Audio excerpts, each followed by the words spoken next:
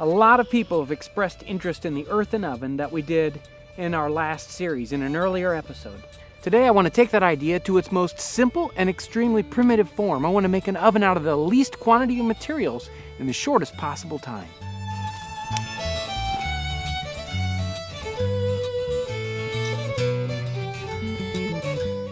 We're going to use the most basic and easy to obtain materials possible.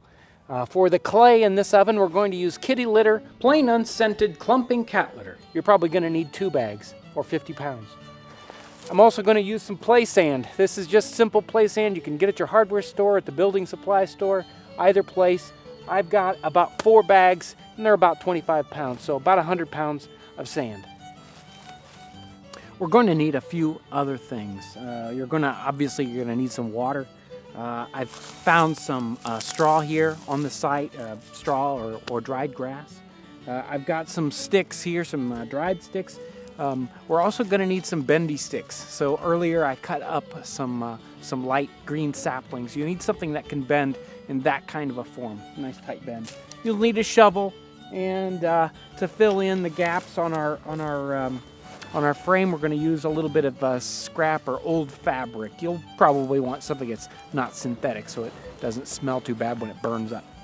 And we're going to need our mixing tarp also. You're also going to need some firewood, something that's split up nice and fine to burn in your oven. You're going to need a good little bit of it. And as an option, if you want a nice flat floor, you'll want a sacrificial board. This is about a 1x8 or a 1x10, about 18 inches long. This will burn away, but it'll leave a nice flat floor in your oven.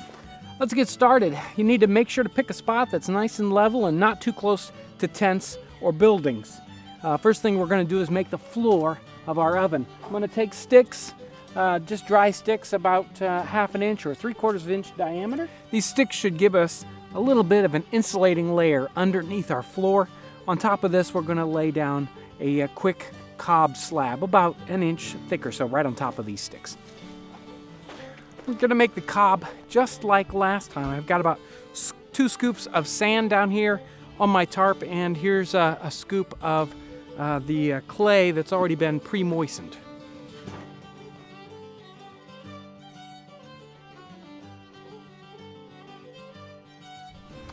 Okay, I think our floor cob is ready to go. It'll still break apart, but it forms up nicely, not like just plain sand. We're going to make the floor about 15 or 20 inches in diameter here where the oven body is going to be, and maybe about 10 inches or 12 inches wide here at the mouth of it. So all we're going to do is take our pre-made cob here. We're going to just lay out. Okay, this is going to be the floor, and here's our sacrificial board. We're just going to set it right on here right now. This is going to be the very back of the oven, and this will be the door as it comes out. Now it's time to take our bendy sticks and make our basket frame that's going to be the inside shape of our oven. Let's make our basket work interior. In a previous episode, we made our oven with a sand dome. Now that works really good if you've got a lot of time. This one we want to burn right away, so we're going to make it with the twig basket work instead of the sand dome. We're just going to take our sticks. I've already kind of pre-cut them in somewhat of a right shape, and we're going to drive them into the ground. Hopefully it's soft enough, and just sort of build a basket around our oven here. And that might be a little short, so I'm just going to shorten it up a little bit. There we go. That looks good. We're just going to play this by ear.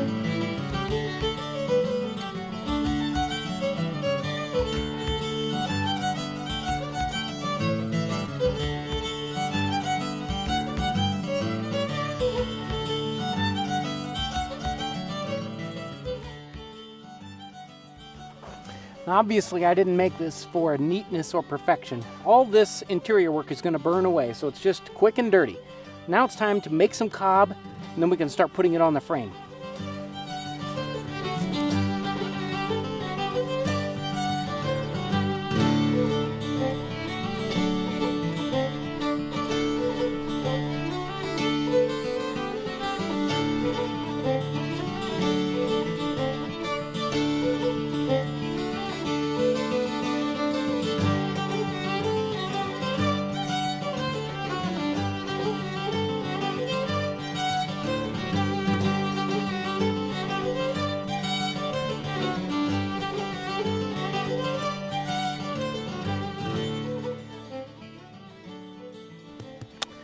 There, the body of the oven is all done. We've used exactly the materials we brought: 2 bags of kitty litter, 4 bags of sand, and it's about 1.5 to 3 inches thick all the way over the body of it. I've paid special attention to the door area, trying to get that. This is going to be the weakest part, so you want to be careful about how you form this so that it stays strong enough.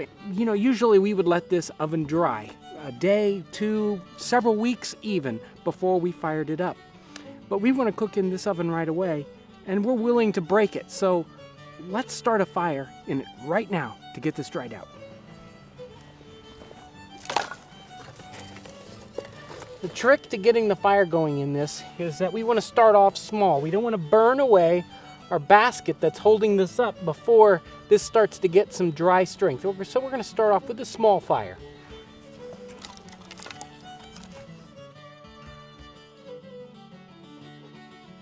There we go. We've got a good small fire going in that. As the oven warms up, we're going to make the fire just a little bit bigger and a little bit bigger. It's going to take 6 to 12 hours to dry this oven out so that it's ready to bake in. I've had this thing cooking for a couple of hours, and it's really starting to dry out pretty rapidly in this bright sunlight. Already the very top here is dry. You can tell by the color of it. It's a nice light gray. The sides are still soft, so they're going to take a good bit more fire in here before the sides start to dry out. But it doesn't take much effort. Just chuck some firewood in it every little while, and it'll keep drying out.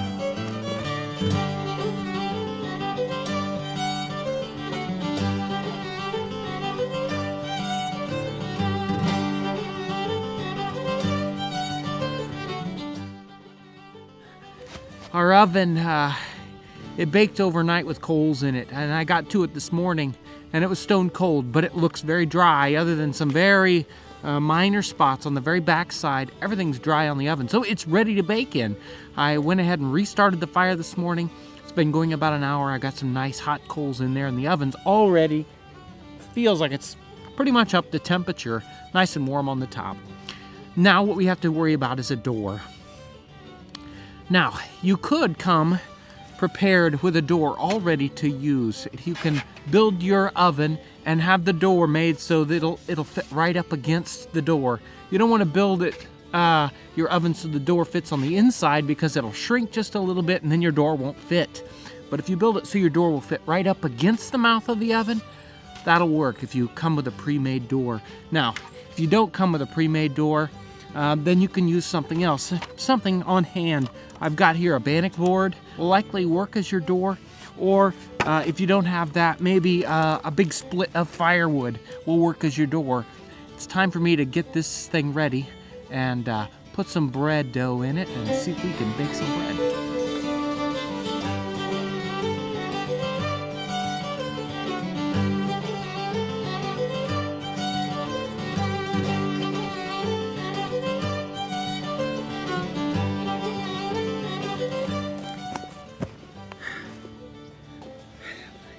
It's been about 15 minutes and that bread looks just right.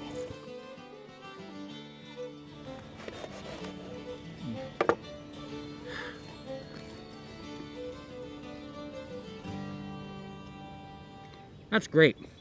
Isn't it amazing?